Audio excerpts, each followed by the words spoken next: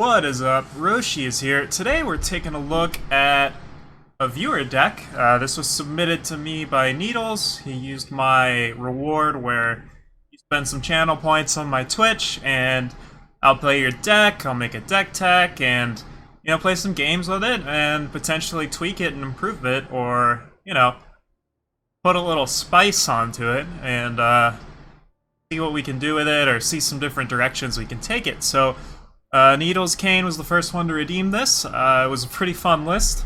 Let's take a look at... This is after the gameplay, so this was after I tweaked it and tuned it a bit, and we played some games, and just, after that experience. So I just want to go through the list and kind of overview what's going on and how we got here.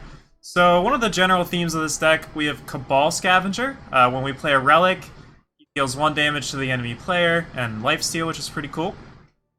Street Urchin, when our opponent casts spells, it's going to ping our opponent, and we can also use it to cash in some cards off the top of our opponent's deck, which is pretty sweet.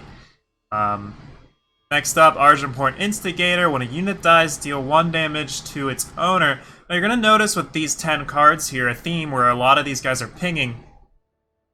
Where that comes into play is we're actually playing Throne Room. So what we do is we play out these ping boys and the ping dynasty, if you will, and then we get our throne room into play, and as they're pinging, it'll actually start progressing you through to Duraka and Eileen, and just giving you aegis as well to protect your relics in the meantime. So it definitely has synergies there. And aegis is pretty valuable right now. I mean, there's stuff like Svetya and Silverblade Menace, or, Relic Hate, or, fun and balanced cards like Milos and Jack. They're all looking to shuffle firebombs in your deck or deal 4 damage to your face. So Throne Room can definitely help get around that. And when it just spits a 7/7 into play that stuns one of your opponent's minions, like, even if they kill the Duraka pretty quickly, like, it's still very good value, and you're building up towards that Eileen, which is just, if you get both, it's just great. So, Throne Room's pretty sweet. And yeah, that's kind of the main core, and then the rest of the deck, it's called Throne of Shadows, so that's the Throne Room part. And then Shadows, I guess, is just because we have Shadow in the deck, but, or maybe it's just because of these guys doing some shadowy things. But we've got Left Right Courtier, plenty of relics to trigger this with. We've got 12, which is enough to play Calibrate, and I think enough for Courtier. But Pitfall Trap, Porcelain Mask are just some of the cheaper options. And then the real meat of the deck is the Throne Room, Bottled Storm, and Waystone Gate. This is like the core relic package here. Bottled Storm drawing us 3, and Waystone Gate giving us an 8/8, and we're able to turn those on by sacrificing them using Consuming Greed, and that is just insane value. And then we also have Left Right Lobotomy, and you can kill something with it. Lobotomy is very efficient because sometimes we have, like, a clunky start, but if you have a Lobotomy and any of your 3-drop relics, you actually don't need to, like, waste a turn to, set up if you don't want to. You can still spend that turn playing, like, a Smuggler, or playing Removal, or, tutoring up a relic, or whatever, killing stuff, and then, turn 4, you can just jam a Bottled Storm or a Gate, and just pop one of their minions, and,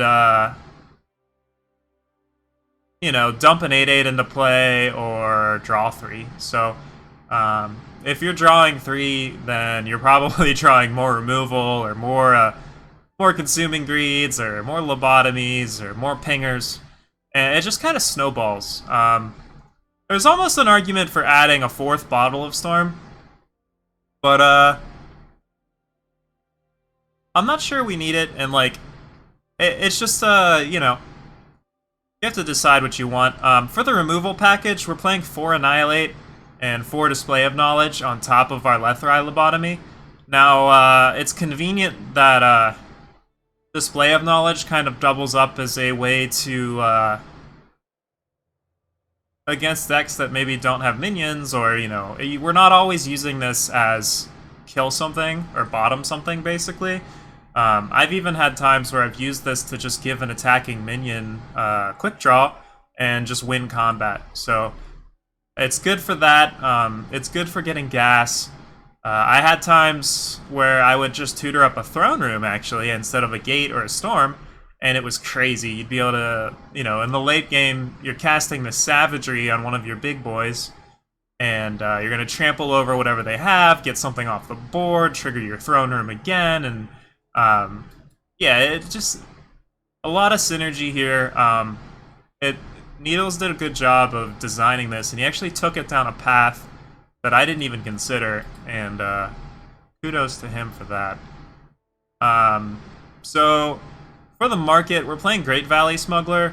You could probably play whatever market you want, but I like having access to some more removal in the market. It is a throne deck, so, you know, you're going to play against a lot of annoying stuff. Because we've opted to play Annihilate in the main deck, we don't have a ton of answers to Roland. We can Lobotomy Roland, which is great, but we can't Annihilate Roland, and usually they don't attack with it when you're holding up 3 power.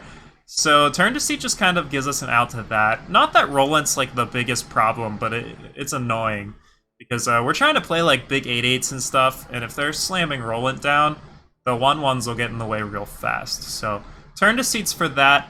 You could potentially just play Turn to Seat in the main deck, or, you know, play like Suffocates, or maybe some more less conditional removal. But I like the fact that Annihilate is 2 power.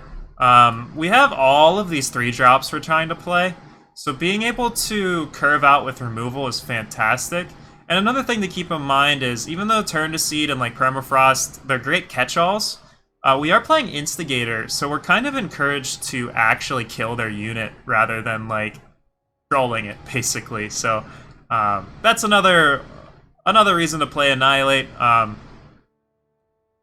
And yeah, because this deck, the main deck, has so much gas in it, I kind of just piled some cheap removal in for most of our market, and that's kind of why. It's just, we've got so much gas in the main deck, if we just live long enough to use all our gas, we should be able to win. And then we've got stuff like Nash to deal with annoying flyers, and then Pit of Lenecta if we ever need like an amazing top end. So yeah, the list is sweet. We did very well with it. After we tweaked it a bit, it was just crushing it on the ladder. So, yeah, this is Needle's deck. Once again, shout out for using the stream reward. I had fun playing it. The games are there as well for your viewing pleasure, and